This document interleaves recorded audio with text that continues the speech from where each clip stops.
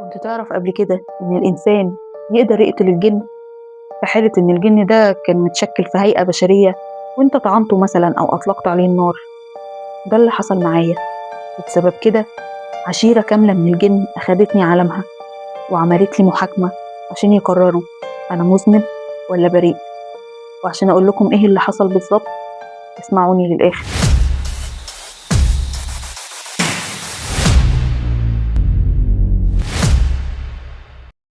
أنا أيمن، شاب في أوائل العشرين. رحت عشان أأدي خدمتي العسكرية اللي كانت في الصحراء. كنت واقف عادي في مكاني وفي إيدي السلاح بتاعي، وفجأة ألاقي شخص غريب ظهر من العدم وجاي ناحيتي. أنا افتكرت نفسي بتخيل، وبعد ما دعكت عيني شوية من الاستغراب لقيت الشخص ده بيقرب مني أكتر وأكتر. كان إنسان عادي بس في نفس الوقت شكله مش مريح. كنت حاسس إحساس غريب وأنا ببصله، وكنت حاسس برعشة بتمشي في جسمي كله كأني بردان. بس إحنا في عز الصيف. لما ركزت أكتر في الشخص ده لقيته مش ماشي عادي على رجليه، ده كان بيطوف كأنه طاير، رجله ما كانتش لامسة الأرض.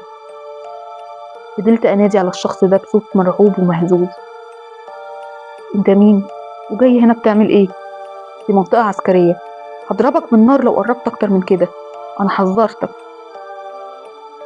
لكن ما كانش فيه أي ردة فعل من الشخص اللي قدامي. فضل يقرب مني أكتر وأكتر لحد ما المسافة بينا بقت بسيطة. خفت واترعبت وجسمي اترعش. لقيت نفسي برفع سلاحي وضربته بالنار. لقيت الشخص ده نزل مكانه على الأرض وما فيهوش نفس. رميت سلاحي وطلعت أجري وهربت من المكان وأنا خايف وبترعش. مرجعتش المعسكر بتاعي تاني وجريت على البيت بتاعنا. أول ما أهلي فتحولي الباب اتفاجئوا بيا، وشي مخطوف وبنهج وواضح عليا علامات الرعب والخوف. وأول ما دخلت البيت وقعت من طولي، دخلت في غيبوبة وفضلت طول الوقت أهلوس بكلام مش مفهوم وأنا مغمض عينيا وما بفوقش. أبويا أول ما شاف حالتي جري راح جاب لي شيخ القرية عشان يرقيني، وبالفعل الشيخ جه، بس قال لأبويا أكتر حاجة كان خايف يسمعها: ابنك ملبوس يا حاج، مش من جن واحد، ده في عشيرة كاملة لابساه. أبويا أول ما سمع كلام الشيخ مبقاش عارف ينطق بكلمة. وأمي كل اللي كانت بتعمله إنها كانت عمالة تصوت وتقول: يا لهوي، عشيرة كاملة، ابني هيروح مني. وكانت بتترجى الشيخ إنه يشوف حل، ده أنا ابنها الوحيد. الشيخ قال لأهلي إنه هيتكلم مع الجن اللي عليا عشان يشوف الجن ده لبسني ليه ويحاول يطلعه. الشيخ بدأ يتكلم مع الجن، واللي رد عليه وقال له: الشاب ده قتل ابني واحنا هنقتله زي ما عمل في ابننا بالظبط. الشيخ استغرب وقال له: إزاي الشاب ده قتل ابنك؟ ورد عليه الجن وقال له: واللي حصل ان ابني كان متشكل في هيئه بشر، والشاب ده ضرب عليه النار. والجن لما يكون متشكل في هيئه الانس ممكن يتقتل ويموت زيهم. الكلام ده أنا اللي كنت بقوله بس بصوت غير صوتي وأنا مغمض عيني وكأني شخص تاني. اللي عمله الشيخ وقتها إنه طلب من الجن إنه يسيبني. اللي عمله الشيخ وقتها إنه طلب من الجن إنه يسيبني أفوق عشان يسمع روايتي واللي حصل من وجهة نظري، وإنه لازم يتأكد من صحة كلامي. وبالفعل فقت من الحالة اللي أنا فيها وبدأت أحكي اللي حصل وأنا في الخدمة بالتفصيل للشيخ والأهلي. وبعدها دخلت في غيبوبة تاني. الشيخ اتكلم مع الجن تاني وقال له إن ابنه هو اللي ظهر لي فجأة وخوفني، وفي الحالة دي أنا كنت بدافع عن نفسي.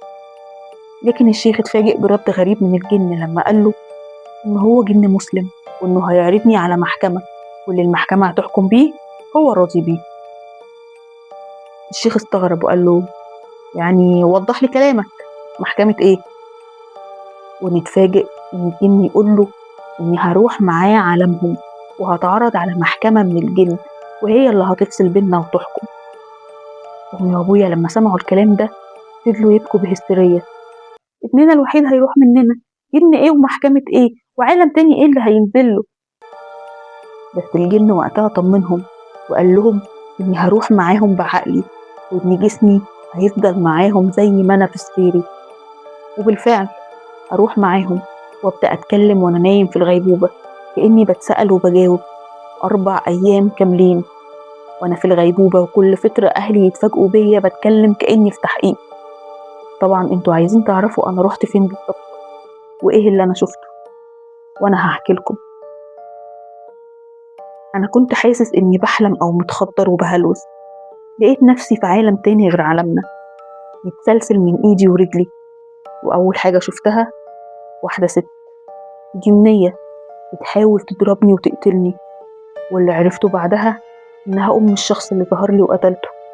شفت كمان أبوه اللي كان بيتكلم مع شيخ قريتنا عن طريقي، وشفت العشيرة كلها. كان شكلهم غريب ومخيف، مش قادر إني أوصفه من بشاعته. كانوا طوال جدا وضخمين، ما كنتش قادر أبص في وشهم طول الوقت، كنت باصص في الأرض. المحاكمة كانت شبه محاكمتنا في عالم البشر، كان فيها قضاة من الجن، بس كان في مكان أشبه بالجبل، وأهل الجن المقتول كانوا موجودين.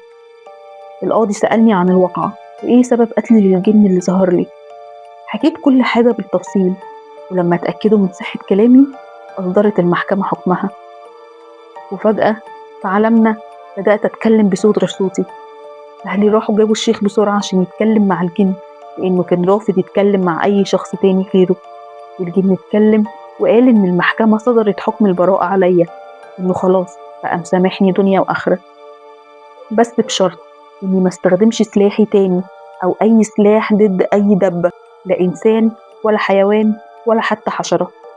وقال كمان حاجة غريبة قوي، واللي هي إن دمي زفر. لما الشيخ استغرب وسأله يعني إيه، قال له يعني إن نزلت عالمهم وشفتهم بأشكالهم الحقيقية. رغم كده ما متش من الخوف، ووقفت ودافعت عن نفسي وحكيت اللي حصل. وبعدها سلم الجن على الشيخ وعلى أهل بيتي، وحذرهم مرة تاني إن أذي أي شخص أو أي شيء. وفقت بعد 4 أيام من العذاب، 4 أيام بتحاكم في عالمهم. ومن وقتها وأنا ماشي جنب الحيط، وحرمت أبص حتى القطة معدية من جنبي. لو عجبتكم قصتي وحابين تسمعوا قصص تانية زيها اشتركوا في القناة.